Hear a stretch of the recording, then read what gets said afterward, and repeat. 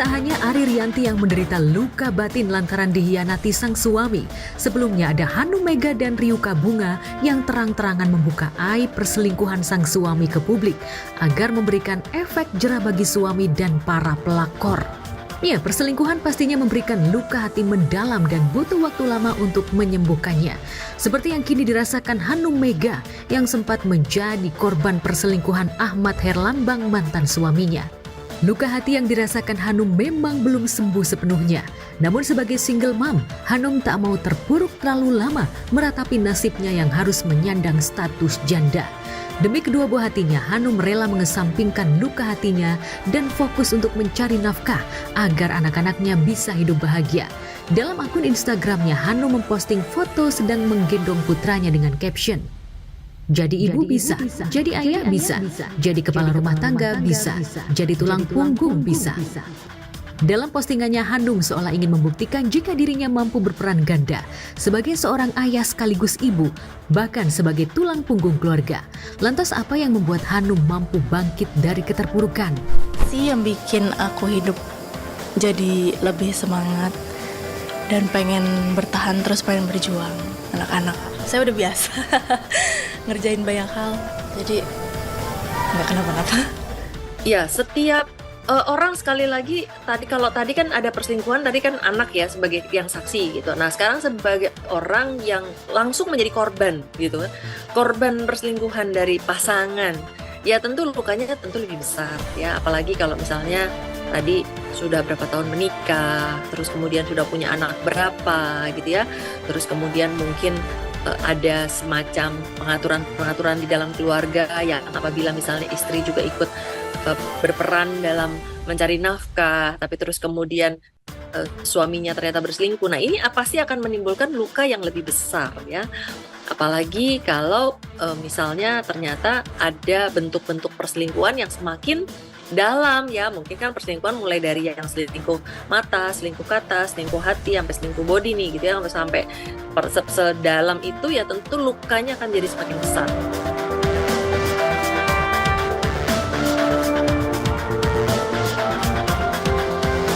Dikhianati oleh laki-laki yang dicintai saat hamil tentunya memberikan rasa trauma mendalam bagi Hanum hingga dirinya sulit membuka hati dan memulai hubungan yang baru. Butuh sekitar 1 tahun bagi Hanum bisa mengembalikan kepercayaan dirinya dan belajar percaya kepada laki-laki. Tak hanya itu, demi membuktikan kepada netizen jika dirinya tak mungkin kembali ke pelukan Herlambang mantan suaminya, Hanum memposting foto mesra dirinya bersama seorang pria yang wajahnya masih dirahasiakan. Akankah pria yang kini tengah dekat dengan Hanum akan menjadi pelabuhan terakhirnya?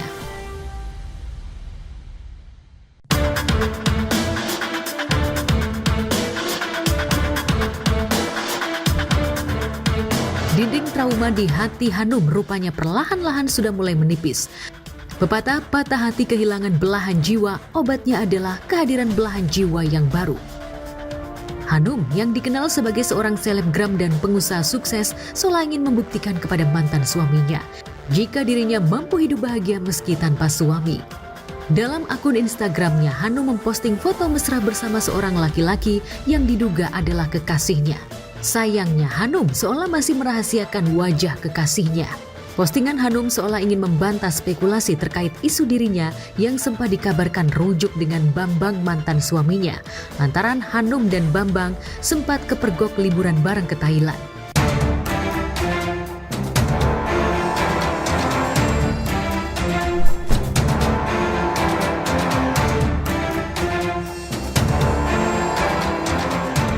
Senasib dengan Hanum, komika Ryuka Bunga yang juga sama-sama menjadi korban perselingkuhan Hari Hore mantan suaminya, memilih untuk mempercantik diri dan menjadi wanita mandiri. Ryuka seolah ingin membuktikan jika dirinya bisa cantik seperti wanita lain dan tak lagi menjadi bulan-bulanan netizen.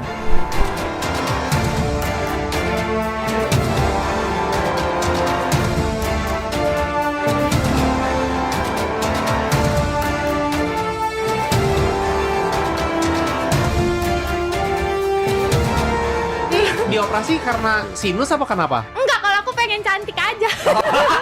Sangat jujur ya. Iya. Sangat jujur. Masa pengen Sinus mancung Iya, tiba-tiba. beda soalnya beda ya Om ya. Iya. Operasinya ya. Iya, Iya, tapi keren loh. Bagus ya?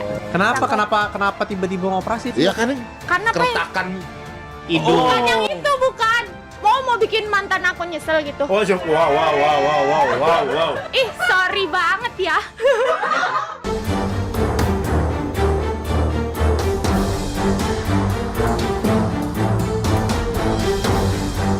Pasca menjalani oplas, penampilan Bunga memang berubah drastis. Wajahnya terlihat lebih cantik dan glowing dan juga percaya diri hingga membuat dirinya banjir tawaran job. Bagi Bunga yang kini berstatus sebagai single mom, tak ada waktu mengeluh apalagi meratapi nasib. Sebaliknya dirinya harus berjuang untuk bahagia demi dirinya dan anak-anak. Ingat, kamu tidak pantas mengeluh karena kamu yang meminta pada Tuhan untuk dikasih banyak rezeki. Tidak ada rezeki yang mudah, kawan. Jadi, mari jalani prosesnya, nikmati hasilnya. Iya, Kenapa gue benar. nunjuk lu ya? Iya. Tapi gue memang kayak gitu. Iya. Jadi ketika banyak masalah di hidup gue gitu ya, ya udah senyumin aja, mau gimana lagi gitu. Iya kan?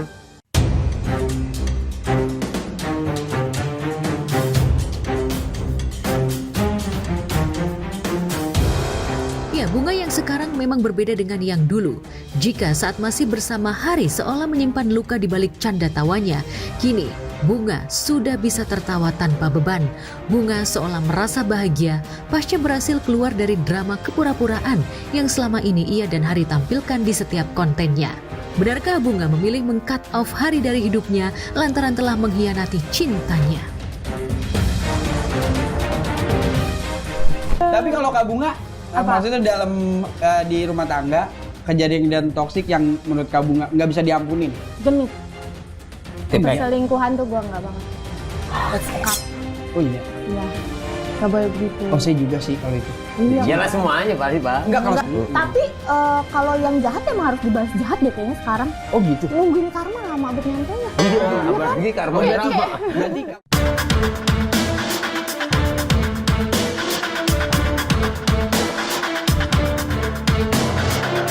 Ya, Bunga sempat membeberkan bukti chat perselingkuhan Harry dengan seorang wanita yang tentu saja membuat Bunga meradang dan tak bisa memaafkan Harry.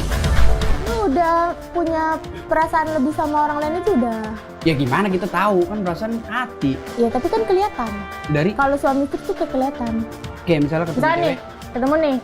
Misalnya ini suaminya Kak Bunga misalnya. terus Terus gua- saya ceweknya nih. Ceweknya yang teman-teman. Ini. Terus teman ketemu. Iya. Terus kayak kok sering ketemu terus chattingannya udah mulai nggak beres nih itu kayak udah Tapi nggak nggak coba punya buat cari tahu perasaan dulu. ya, even nggak punya hubungan gitu.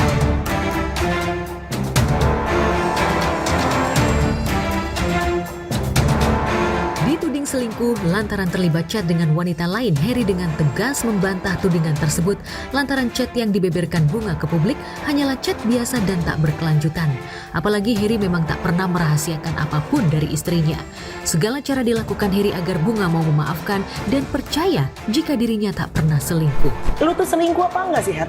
Jujur deh, lu tuh sebenarnya selingkuh sama yang kemarin membuat dia sampai segitu sakitnya karena pengertian gue tuh ya, Ya, selingkuh itu kan ini menurut pengertian gue yang salah ternyata ya. ya Ya harus jalan kemana, Oke. berhubungan badan segala Iya. macam gitu. Dan menurut orang-orang pun secara kalau gue ketemu orang tuh, lu mah bukan selingkuh ya, itu mah masih fling-fling kali. ya genitan, Genit-genitan. masih Oke, so segala macam. lu mengakui bahwa memang lu centil-centilan. Itu gue salah banget sih Yes. lakuin. Itu pun gue chattingan itu karena salahnya gue lagi adalah gue terlalu lip service ke orang, gue nggak mau menyakiti orang itu, gue Iya. sosok baik sama dia, sosok apa sih punya perasaan, padahal sama sekali enggak gitu.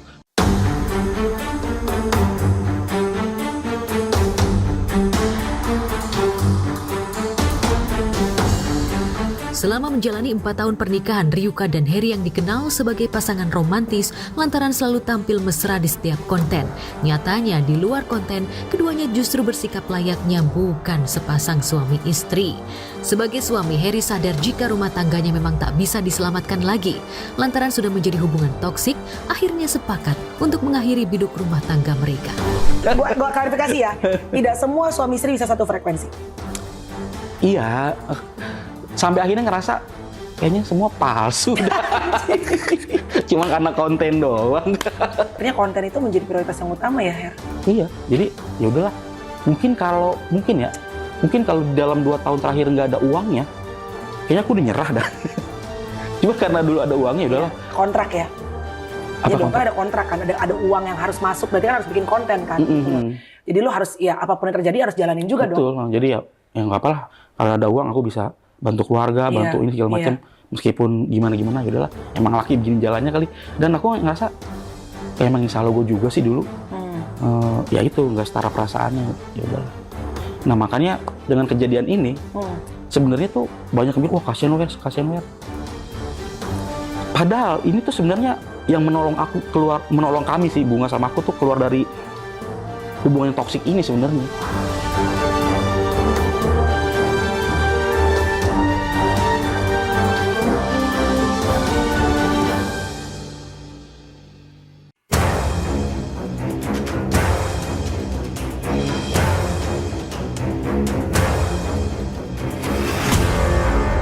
Jika Hanum dan Ryuka menjadi korban perselingkuhan suami, sebaliknya Baim Wong justru mengaku menjadi korban pengkhianatan Paula Verhoeven istrinya. Dengan terang-terangan, Baim mengumbar pengkhianatan Paula justru bukan menuai simpati. Sebaliknya ayah 2 anak ini justru mendapat hujatan. Padahal Baim memiliki bukti kuat terkait perselingkuhan sang istri. Di sisi lain, Paula yang sempat bungkam pasca dituding memiliki pria idaman lain, akhirnya angkat bicara dan membantah tudingan tersebut. Kita masih dikasih waktu sampai besok jam 13.30 lagi. Mediasinya dilanjutkan besok jam 13.30. Nanti Baim Wong akan dipertemukan kembali dengan termohon jam 13.30. Jadi mediasi belum deadlock. Masih ada kesempatan besok. Doain aja. Saling sapa nggak Pak Baim? Iyalah, udah ngobrol. Ngobrol lama itu. Ngobrol. Cium tangan nggak Pak Baim? Satu loh, kalian tuh. Lihat. Cium tangan. Datang nggak? Kemarin kenapa karena kakak udah capek dan merasa terjolimi kak? Bukti-bukti lo yang itu yang bikin nangis malah ya kan karena anak-anak juga Kak Paula, buat nangis Kak Paula.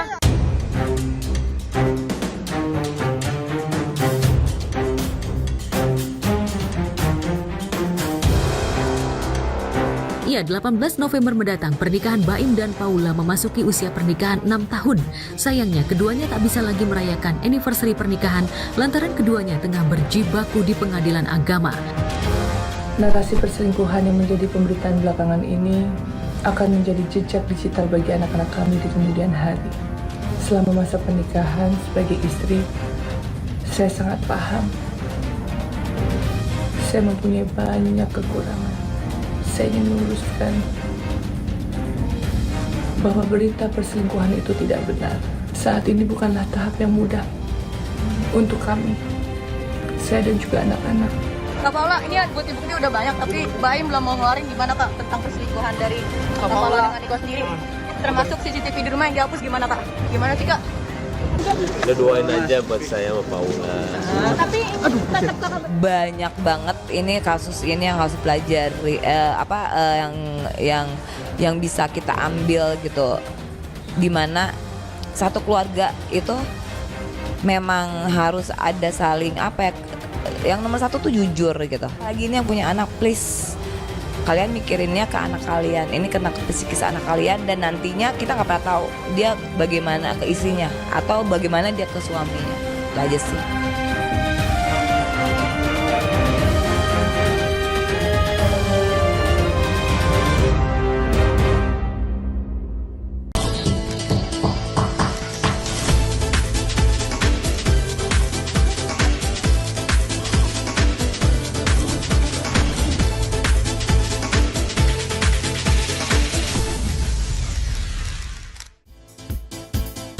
Istri ibadah umroh, suami berbuat maksiat. Doa selebgram Ari Rianti pun dikabulkan di Tanah Suci ketika perselingkuhan suaminya Bimo Aryo Tejo dibongkar oleh anaknya sendiri. Karena tidak bisa memaafkan pengkhianat cinta, apakah setelah menggugat cerai Bimo, Ari akan melaporkan suami dan wanita selingkuhannya itu ke polisi atas dugaan perzinahan? Sementara itu, bukan selebgram, sosok Agus Salim viral karena menjadi klien Fuad Abbas yang getol menjual ratapan. Setelah lapor polisi mengapa Agus merengek minta bantuan lagi pada Novi, orang yang ingin dipenjarakannya. Seperti apa pula reaksi Denny Sumargo setelah dilaporkan Farhad atas dugaan diskriminasi ras? Bersama saya, Dona Arsinta, kita akan mengupas nestapa yang merundung Ari Rianti pasca sang suami mengkhianati cintanya, serta sengkarut perseteruan Agus versus Novi yang memicu kasus hukum antara Farhad Abbas dan Denny Sumargo. Pemirsa, inilah berita artis ternama Barista.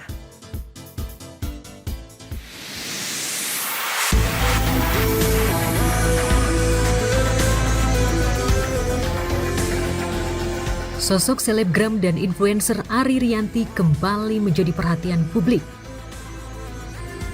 Kali ini bukan karena konten YouTube-nya yang menyedot perhatian, tapi karena prahara rumah tangganya dengan Bimo Aryo Tejo. Siapa sangka ikatan pernikahan Ari dan Bimo menyimpan bom waktu. Mirisnya bom itu meledak dahsyat pasca Ari pulang umroh. Istri mana yang tidak kena mental, yang hatinya tidak melolong pedih. Begitu tahu suaminya yang pendiam dan romantis selingkuh dengan wanita lain. Dan yang lebih memiriskan, Bimo berani mengajak wanita selingkuhannya itu untuk menginap di rumah yang ditinggalinya bersama Ari dan anak-anaknya. Fakta mengejutkan itu bak guntur di siang bolong ketika diungkapkan oleh anak sulungnya yang ternyata sudah lama mencurigai perilaku negatif ayahnya.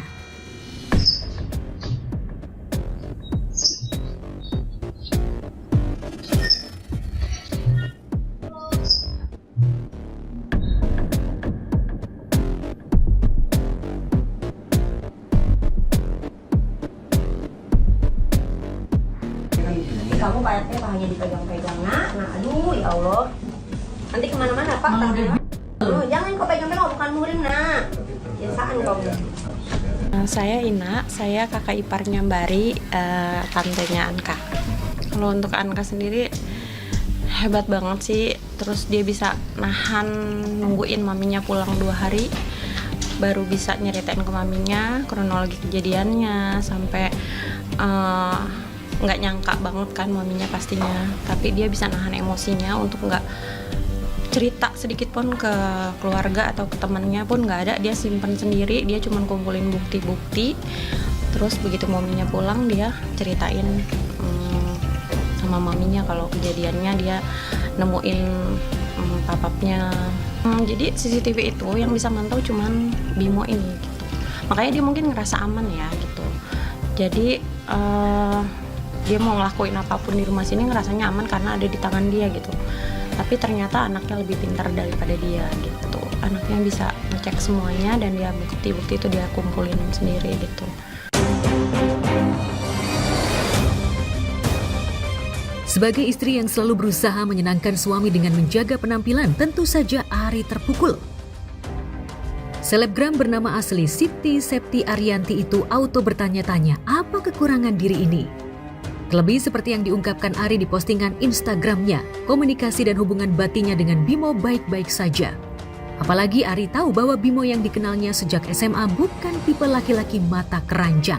Itu sebabnya ketika Bimo terjerat hubungan terlarang, Ari yakin hubungan itu melibatkan hati.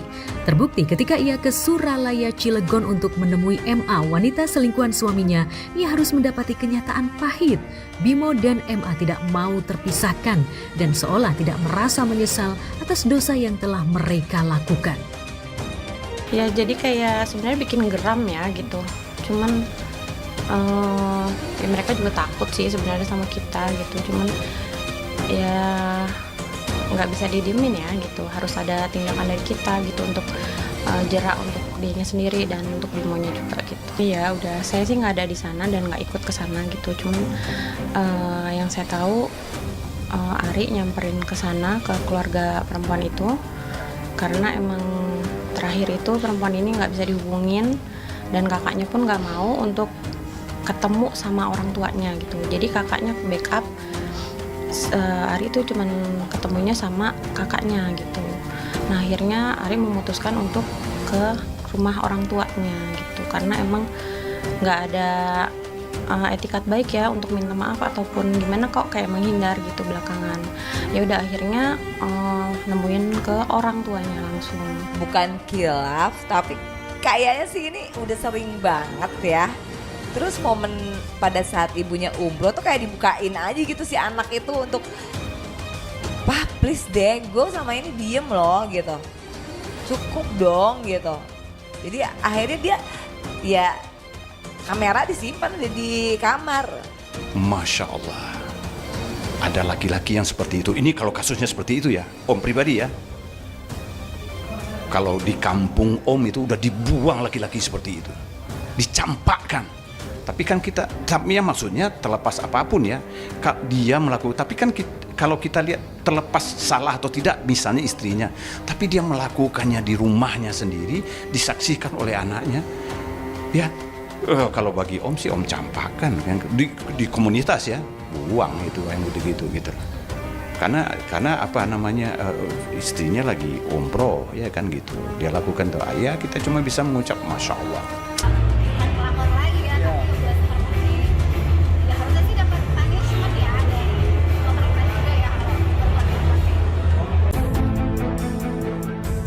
Dalam percakapan WhatsApp yang direkam putranya, Bimo dan MA memang dikuasai gelora cinta. Hilaf mereka seolah mencapai level tertinggi, lantaran Bimo dan MA berdoa agar ikatan haram mereka bisa segera dihalalkan. Bimo pun memilih keluar dari rumah, sementara Ari yang hatinya menderita luka dalam terpaksa menempuh jalan halal yang dibenci Tuhan, yaitu perceraian. Tanggal 20 November mendatang, sidang cerai perdana antara Ari dan Bimo akan digelar di Pengadilan Agama Tiga Raksa, Banten. Untuk nama selebgram ya, itu ada memang betul mendaftarkan di Pengadilan Agama Tiga Raksa, itu perkara cerai gugat. Dengan nomor perkara 5.773 garis miring PDTG garis miring 2024 garis miring PA 3 Raksa atas nama Siti Septi Arianti binti HMYudi. Kemudian tergugatnya adalah Bimo Aryo Tejo bin Edi Mulia Amansyah. Ya, sudah ada sidang pertamanya, insya Allah itu dilaksanakan pada hari Rabu tanggal 20 November 2024. Yang bersangkutan datang sendiri ke sini? Iya, yang bersangkutan datang sendiri. Iya, betul. Kamu ya sebagai menurut aku ya juga cerai aja sih. Alasannya cowoknya ngeselin, ceweknya mapan anyway, jadi ceweknya gak bergantung apa-apa juga sih soalnya.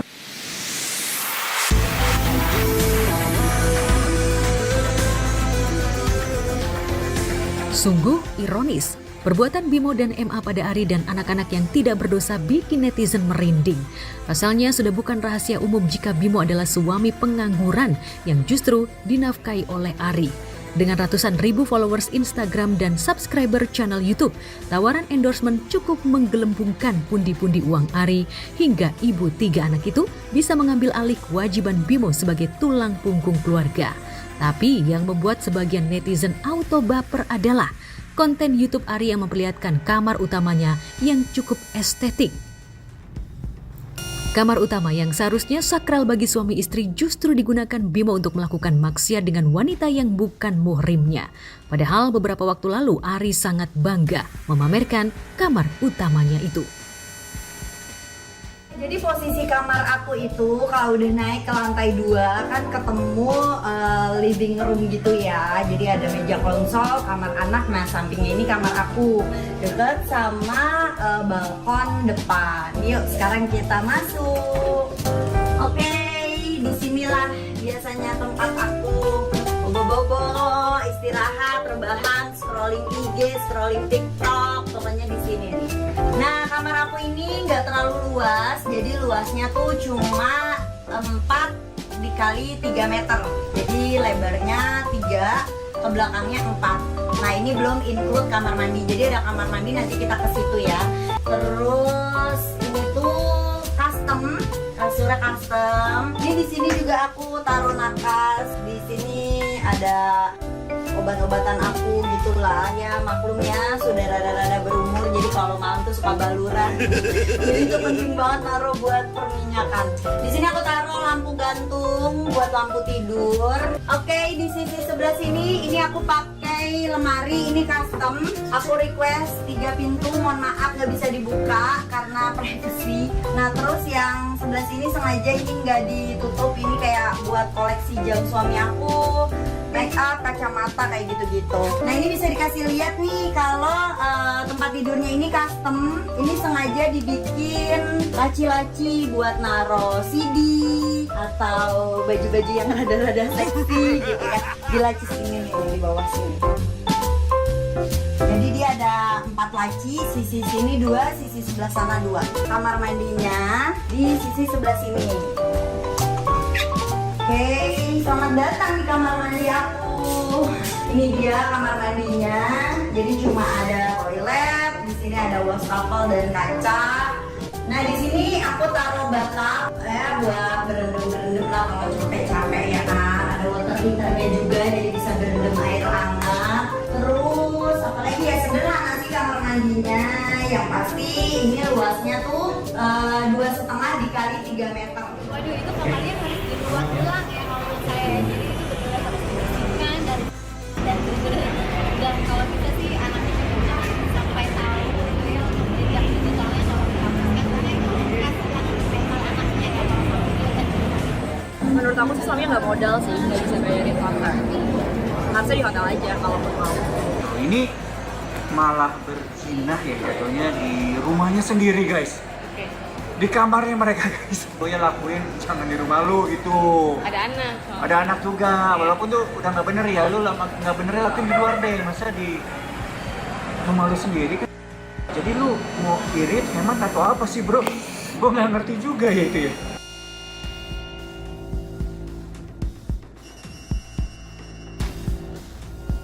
Ya, kini Ari masih syok hingga membutuhkan bantuan psikolog. Ia belum siap menghadapi awak media.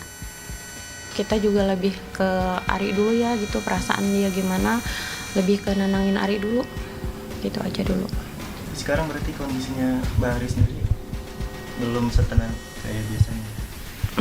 Belum, masih jauh banget, masih yang ya gitu deh keadaannya, pasti sedih banget lah gitu, masih susah untuk ditemuin juga gitu, lebih ke sendiri aja gitu. Untuk nenangin diri sendiri aja mungkin kayak gitu, sama dia mungkin bebannya untuk anak-anaknya gitu, nenangin anak-anaknya juga kan. Korban perselingkuhan dari pasangan, ya tentu lukanya tentu lebih besar ya, apalagi kalau misalnya tadi sudah berapa tahun menikah, terus kemudian sudah punya anak berapa gitu ya, terus kemudian mungkin ada semacam pengaturan di dalam keluarga yang apabila misalnya istri juga ikut berperan dalam mencari nafkah, tapi terus kemudian suaminya ternyata berselingkuh. Nah ini pasti akan menimbulkan luka yang lebih besar ya. Pastinya ya, pasti agak susah komunikasi sama Ari karena dia juga mungkin ya harus memperbaiki dirinya sendiri dulu untuk hatinya gitu. Sedangkan Bimo yang kini tinggal di rumah kontrakan sempit tak berani menampakkan batang hidungnya di muka publik. Sejak wajahnya terpampang di media sosial dengan label suami pengkhianat cinta. Kepada tim Star Pro yang mencoba menghubunginya, Bimo menjawab singkat. Terima kasih atas perhatian rekan-rekan media terhadap keluarga kami. Saat ini saya tidak bisa berkomentar apapun karena saya masih akan berusaha menyelesaikan masalah keluarga saya tanpa intervensi dari pihak manapun. Miris aja sih ya, mungkin itu hukuman ya buat dia. Kalau aku sih nggak akan mungkin maafin ya, karena kalau orang udah sekali selingkuh itu akan terus-terusan selingkuh walaupun dia bilang ini nggak akan diulang lagi gitu. Nggak percaya sih kalau aku ya. Di sini ada yang kerja, cuman pulang sore gitu dan ada anak-anak aja. Jadi malam itu mungkin kayak anak-anak pun namanya capek sekolah kali, istirahat atau apa, jadi nggak begitu, namanya nggak ada maminya mungkin, makanya nggak nyamperin ke kamar atau gimana gitu ya. Ya siang sih ada yang kerja.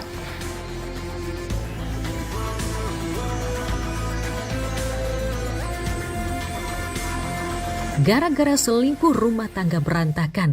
Namun mungkin inilah jawaban Tuhan atas doa-doa Ari yang dipanjatkan di Tanah Suci. Pasalnya pada masa pacaran dan pernikahan sikap suaminya berubah. Saat pacaran sangat posesif sehingga Ari merasa diperhatikan.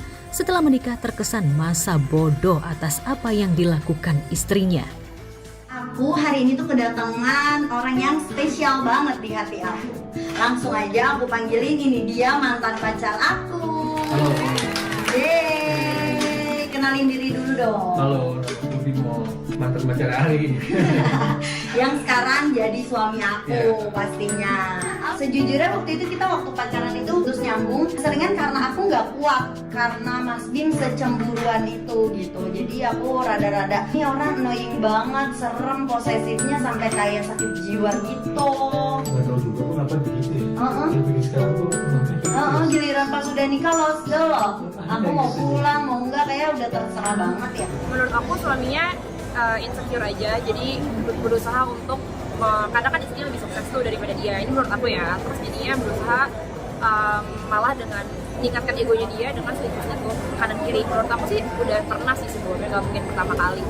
Jadi kebetulan aja kali ini ketahuan. Selain kurang perhatian pada istri, Bimo juga sangat pasif seolah tidak siap menjalani tugasnya sebagai kepala keluarga. Pasalnya, semua keputusan penting dalam keluarga diambil oleh Ari. Namun benarkah karena tak menjalankan fungsinya sebagai pencari nafkah utama bagi keluarga, Bimo tak ambil pusing dengan keputusan Ari? Jadi kamu terlalu mempercayakan aku dalam segala hal, ngambil keputusan tentang rumah tangga kita, beli apa, atau aku kemana. Ibarat kasarnya gue mau ke Afrika, ke Zimbabwe, lo nggak pernah ngelarang tuh loh. Sedangkan aku butuh sosok yang kayak abah gitu, yang ngelarang, yang ngerem, yang kayak ini belum perlu, ini oke gitu. Nah kamu nggak, kamu percaya terus semua keputusan aku gitu. Nah aku butuh tuh kadang butuh direm gitu. Itu doang sih, yang lainnya kamu selalu jawab terserah gitu. Nggak Itu juga kan pasti ini kan pemikiran juga, ya kan? nggak Kayak beli mobil kemarin? nggak juga, kamu ikut, aku maunya ini, kamu ikut. Terus akhirnya keputusan aku udah deh beli second aja, yang penting cash, kamu ikut. Ya karena mungkin ada cicilannya kan, jadi nggak ada cicilannya. Kamu pilihan mobilnya aku aja yang mau, kamu ikut gitu. Maksud aku tuh kayak sekali tuh ngasih pendapat, ngasih pandangan ke aku. Kalau kayak gini tuh begini, kalau ini tuh begini gitu.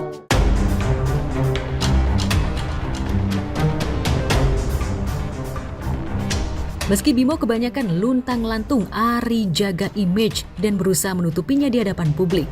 Di Instagramnya, Ari sering menulis caption tentang pekerjaan suaminya sebagai penjual daging, hingga muncul istilah yang lebih keren, juragan daging di pasar modern BSD Tangerang.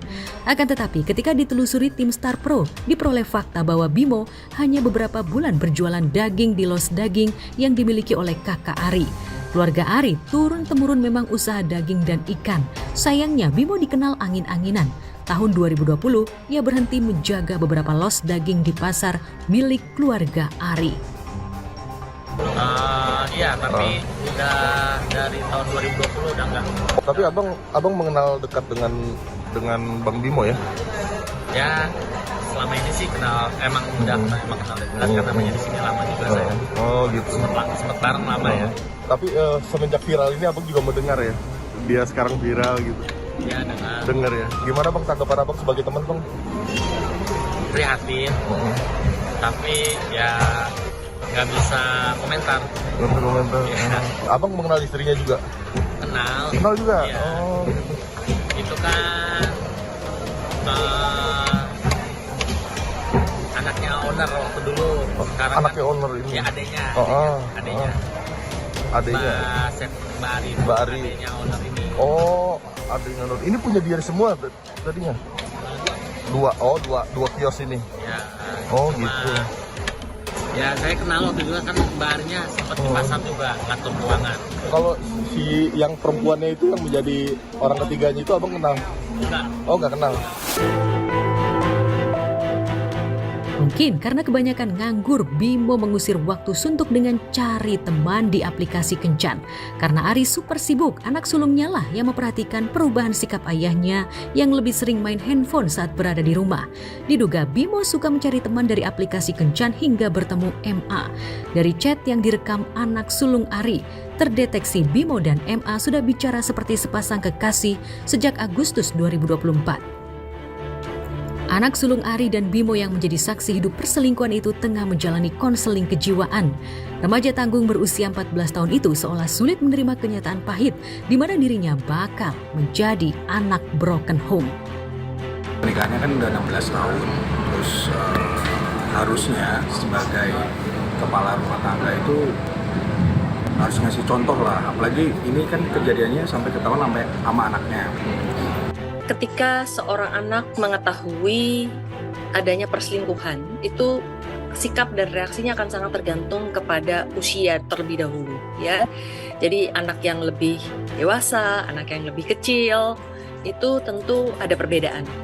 Kemudian ketika anaknya laki-laki atau perempuan, lalu kemudian juga dengan profil psikologis yang berbeda, itu biasanya juga reaksinya akan berbeda. Persoalannya adalah kembali lagi secara umum apa yang akan muncul pada anak-anak ini gitu ya. Apalagi kalau ternyata anak-anak ini terlibat di dalam proses perselingkuhan itu sendiri. Misalnya yang pertama menjadi saksi gitu. Jadi menyaksikan dengan mata kepala sendiri bagaimana ayahnya atau ibunya itu punya perselingkuhan, ya misalnya ketemu di jalan atau misalnya ada di rumah. Jadi semakin intens bentuk kesaksian yang dialami oleh anak, tentu dampaknya menjadi semakin besar. Bisa jadi mereka kemudian mengembangkan rasa tertekan, kemudian depresi, atau kemudian tidak percaya kepada lembaga perkawinan itu sendiri gitu ya, dan itu akan mempengaruhi kondisi kemampuan mereka dalam membina hubungan dengan orang lain di masa depan gitu ya. Bukan tidak mungkin mereka juga tidak mempercayai bahwa perkawinan itu adalah sebagai suatu hal yang sakral. Pastinya harus lebih kuat buat dirinya sendiri dulu, biar bisa buat anak-anaknya, terus lebih, insya Allah lebih sukses dari kemarin-kemarin. Insya Allah bisa, mungkin single parent bisa ngadepin ini semua insya Allah. Buat anaknya juga sabar dan tabah, mungkin ini udah jadi bagian dari perjalanan hidup. Kadang-kadang kita menginginkan sesuatu tapi dapatnya sebaliknya. Tapi percayalah, suratan takdir Allah itu akan indah pada waktunya dan baik, sesuai dengan yang kita mau, karena orang baik akan dipertemukan dan dikumpulkan dengan orang baik, dan orang yang jahat akan dikumpulkan dengan orang yang jahat. Ini menurut aku sih ibunya keren banget. Ibu ini bisa sekuat ini ya. Kalau gue udah gue terjang gitu, gue ngamuk gitu. Tapi kalau ibu ini enggak, dia dengan rendah hati, dengan senang hati dia mundur, dengan ya mungkin dia dapat petunjuk juga kali di Mekah sana ya dari Allah ya. Ya aku harap sih semoga suaminya ini cepat bertobat sebelum kiamat dan cepat lo minta maaf kepada istrimu dan anakmu.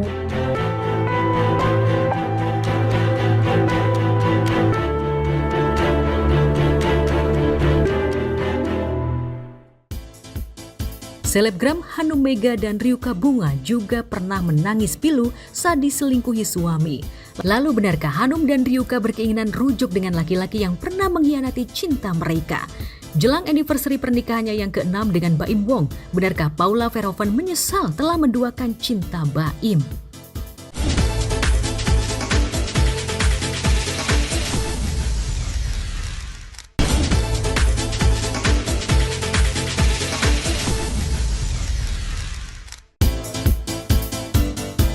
Cinta suci, kasih sayang tulus, dan kepedulian acap kali berbalas pengkhianatan. Pratiwi Novianti yang iba pada nasib Agus Salim hingga berhasil mengumpulkan donasi 1,5 miliar malah dilaporkan oleh mantan kepala waiters yang mengalami penyiraman air keras itu. Tetapi benarkah setelah sesumbar bakal memenjarakan Novi dengan bantuan Farhad Abbas, Agus kembali mengharapkan bantuan dari Novi? Benarkah Junaidi, mantan kuasa hukum Agus, memilih mundur setelah mengetahui ketidakjujuran Agus?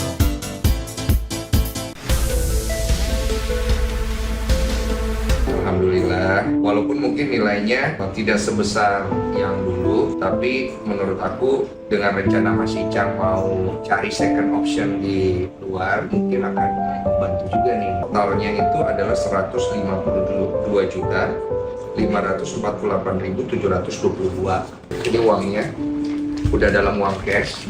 Saya serahkan ke Mbak Novi. Tadi Mbak Novi bisa serahkan ke keluarganya.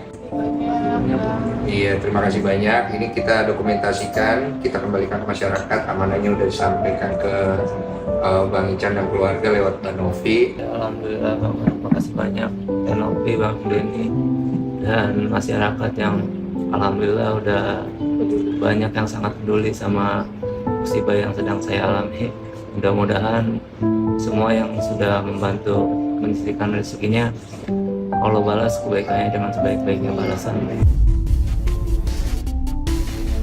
Nasib baik dan karakter Faisal alias Icang, korban penganiayaan brutal yang membuat kedua matanya buta, acap kali dibanding-bandingkan dengan Agus Salim, korban penyiraman air keras.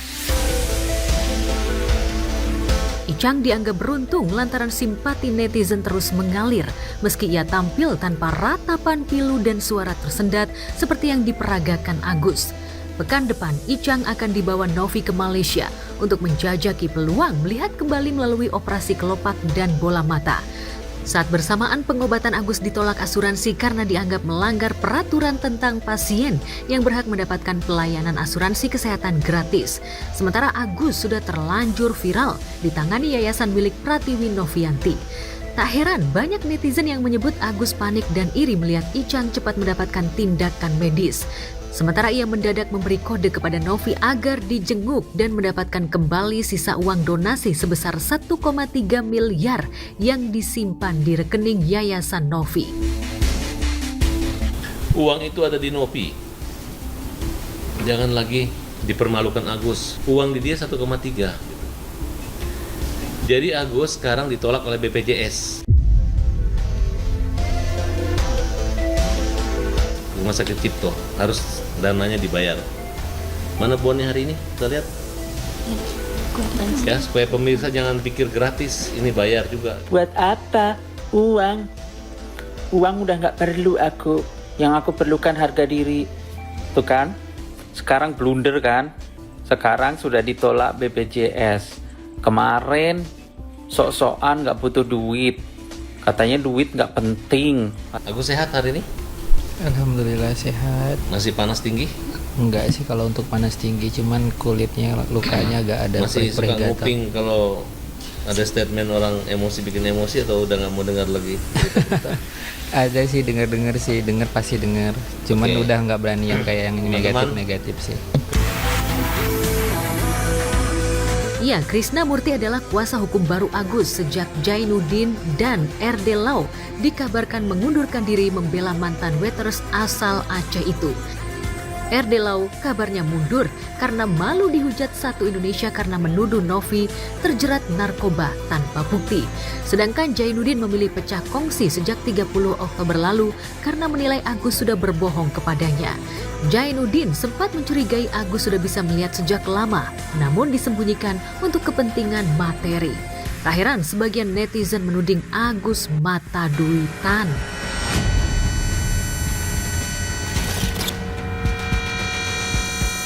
Ya Allah, kan tuh masih ngegelepar begini, benar-benar depresi.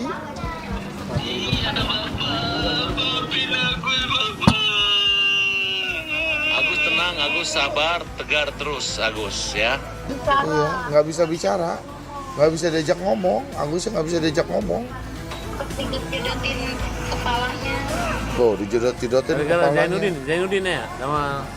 Gara-gara Jainuddin dijebak-jebak direkam-rekam ya, Wak. Tapi Wak udah curiga kan dari awal bahwa Jainuddin ngerekam tuh, Wak, atau bagaimana, Wak? Saya keluar memang ada berbagai faktor ya yang mengharuskan saya keluar ya. Yang pertama memang antara saya dengan Bang Farhad mungkin berbeda cara dan jalan ya dalam proses hukum terkait Mas Agus ya. Agus digosipin, bahkan pihak sebelah ada ngejek-ngejek kita. Seolah-olah Agus ini bohong-bohong buta. Seolah-olah kapal kantor Farhad Abbas ini, tim Farhad Abbas, tim pembela kaum lemah ini pecah, ya.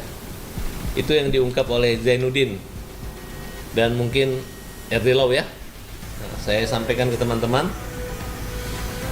Zainuddin dan Erdilau sudah minta maaf, tapi saya bilang kalau Agus memaafkan kamu, berarti saya ikut. Agus memaafkan mereka? Maafkan. Mereka minta maaf ya, Gus? Iya, Bapak Zainuddin. Mata kamu katanya kalau lihat dolar langsung terang, betul Gus? Iya, ada statementnya kayak gitu. Enggak, maksudnya betul, Agus gara-gara dolar langsung terang matanya? Enggak, apakah Agus bisa melihat sekarang? Kalau ngelihat sih enggak, paling tuh kayak ngelihat tuh cahaya. Sejak dituding melakukan kebohongan publik dengan mengaku kedua matanya masih buta, Agus baru gencar meminta Novi untuk membawanya berobat. Agus lupa bahwa dirinya adalah orang yang paling bernafsu memenjarakan Novi. Seperti pepatah, kuman di seberang lautan tampak, gajah di pelupuk mata tak tampak. Agus hanya melihat postingan Novi di Instagram terkait bukti mutasi rekeningnya sebagai sebuah aib yang mencederai harga diri keluarganya. Agus dan Elmi istrinya serta Wawa kerabatnya seolah tak pernah berpikir bahwa mereka tak akan bisa menikmati uang donasi jika tak ada Novi sebagai penggagasnya. Klarifikasi sudah dijelaskan bahwa ya kita mendapatkan laporan, ikutin prosesnya, tapi saya selalu ucapkan bahwa Mas Agus semoga bisa terketuk hatinya untuk melakukan pengobatan. Agus ini nggak mau masuk rumah sakit karena nggak mau sendiri di rumah sakit, harus bersama istri ya? Iya, betul. Nah, jadi Agus tergantung sama istrinya. Dan mereka berdua ini tergantung sama Wawa, ya Wah? Agus merasa terbantu dan merasa tertolong dengan kebaikan Wawa? Pasti dong. Senang Wawa dampingi Agus? Senang banget. Prosesnya berjalan ya, kita belum ada terima panggilan ya Mas, gitu. Mungkin nanti kalau pada saat kita dipanggil ya pasti kita akan datang. Karena kita sebagai warga negara Indonesia taatakan peraturan dan undang-undang yang berlaku, itu aja. Maupun dia komen seperti apa jelek, memang saya udah jelek, mau dipandang apapun ya tetap aja jelek, nggak apa-apa. Dengan kondisi fisik yang demikian, siapa yang tidak terenyuh melihat Agus? Denny Sumargo pun iba dan tulus ingin membantu Agus. Namun sikap Agus yang dinilai lebih buruk dari kacang lupa pada kulitnya, bahkan cenderung seperti pepatah, air susu dibalas air tuba. Karena melaporkan Novi, membuat image Agus memburuk drastis. Drama ratapan pilunya justru mendulang banyak kecaman dari netizen yang maha paham atas semua karakter orang.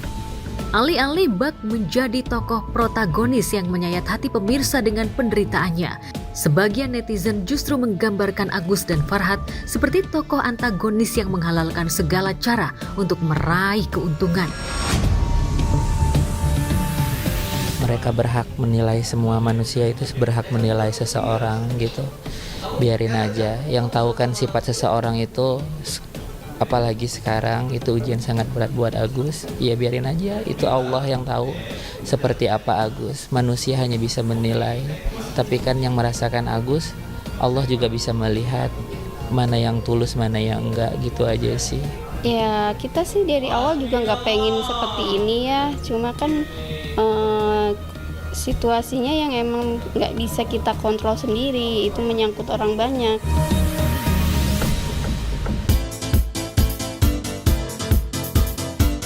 Salah satu pesohor yang terseret pusaran perseteruan Novi versus Agus dan Farhad adalah Denny Sumargo. Seperti apa reaksi Densu saat tantangan adu kekuatan layaknya laki-laki sejati dibalas Farhad dengan tantangan berjibaku di ranah hukum.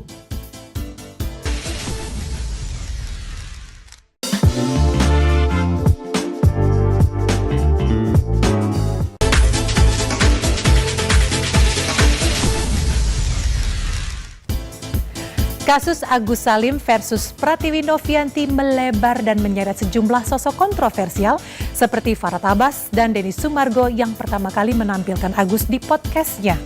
Auto ciut ketika disatroni Densu di rumahnya, mengapa setelah Densu pulang, Farhad berkoar tidak takut seujung kuku pun dengan Densu. Seperti apa reaksi Densu usai dirinya dilaporkan Farhad atas dugaan diskriminasi ras? Sebelum menyimak fakta pamungkas, izinkan saya, Donna Arsinta, undur diri dari hadapan Anda. Saksikan terus Barista setiap hari Jumat pukul 9.15 waktu Indonesia Barat hanya di RCTI.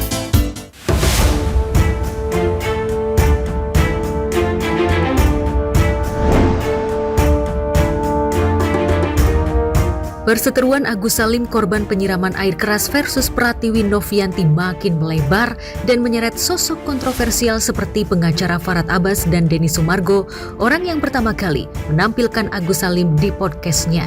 Pada mulanya kedua tokoh itu berseteru melalui media sosial, namun berlanjut secara nyata bahkan Denny Sumargo menyatroni rumah Farhad Abbas dan meminta pertanggungjawaban Farhad Abbas atas ungkapannya yang bernada tantangan kepada Denny Sumargo. Jadi kalau kita bilang PKR dia pembela kaum lemah, ya. Saya nggak kepikiran aja muka itu memang betul. Saya udah jelasin berkali-kali. Kalau begitu saya pulang. Salaman dong. Ya, nggak perlu salah. Saya pikir gini loh. Siapa yang berani sama Denny Sumargo? Banyak yang berani termasuk lu kan. Jadi hari ini gue klarifikasi sama lu, gue datang langsung, gue fair ke orangnya. Gue bukan orang yang suka main kekerasan bro. Tapi kalau gue ditantang, Sirin Apache. Itu orang mana sebenarnya dia? Orang mana? Sampai pakai Siri gitu. Ragu saya. Orang mana? Kemarin itu memang saya di luar dugaan. Tiba-tiba kok didatangin gitu. Berani amat Densu mendatangin saya. Padahal dia mengatakan pada saya duluan bahwa ketika kau mengganggu kehormatan saya, masalahmu bukan dengan banding saya, tapi dengan hukum.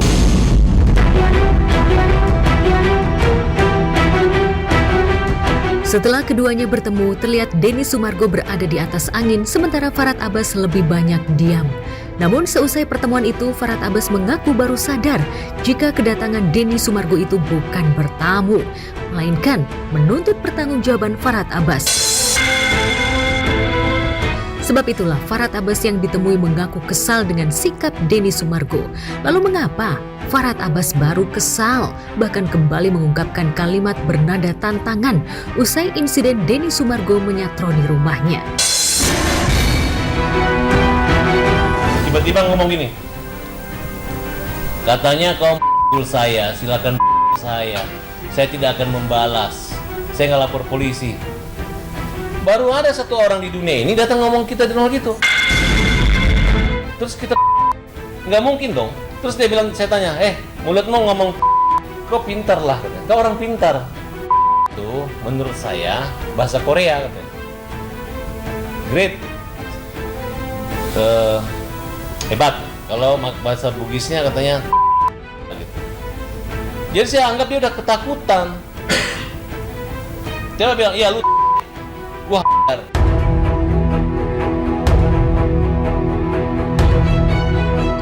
Farhad Abbas merasa semakin kesal setelah menyadari jika Denny Sumargo menyebutkan kalimat yang dianggapnya bernada rasial. Ia bahkan mengeluarkan gadget dan memutar salah satu cuplikan ujaran Denny Sumargo yang disebut Farhad Abbas sebagai ujaran kebencian. Jadi saya minta teman-teman pahamlah. Ya. Saya tersinggung banget. Densu tidak minta maaf dan tidak klarifikasi ke umum, aku laporin. Kami udah punya kalimat-kalimat ini nih, contohnya nih.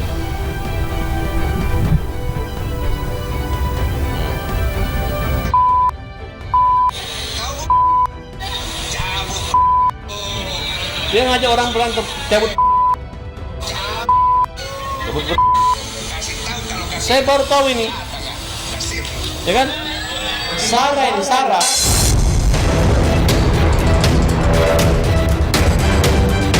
Setelah itu, Farhad Abbas kembali berkoar akan mempolisikan Denny Sumargo. Kala itu, Denny Sumargo berujar santai dan mempersilahkan Farhad Abbas melaporkannya ke polisi. Oh, nggak begitu gitu. Nah, mereka anggap kan dia lebih muda dari saya, ngomong kau etika. Ini menyangkut etika. Jadi saya melihat, ya kalau kesimpulan judul malam itu adalah pertemuan bukan orang yang berotak, hanya orang yang berotot. Ya, saya agak kesel gitu. Betul, kesel banget gitu. Dia hanya mempertontonkan dan saya akan laporkan dia polisi nih. Bisa jadi karena masih menyimpan rasa kesal kepada sikap Denny Sumargo yang menyatroni rumahnya dengan sikap yang dianggapnya kurang sopan yang merendahkan Farhad Abbas. Ditambah tudingan warganet yang menyebut Farhad Abbas nyalinya ciut ketika berhadapan dengan Denny Sumargo. Akhirnya mantan suami Nia Daniati itu dengan mantap menempuh jalur hukum. Bersama Krisna Murti kuasa hukumnya, ia melaporkan suami Olive itu ke Polres Metro Jakarta Selatan atas dugaan diskriminasi ras dan ujaran kebencian.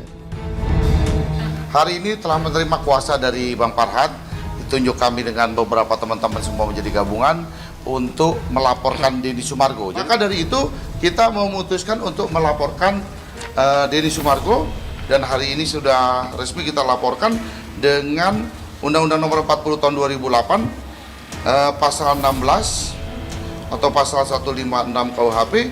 Korbannya adalah Farhad Abbas dan terlapornya adalah Denny Sumargo dengan ancaman hukuman di atas 5 tahun.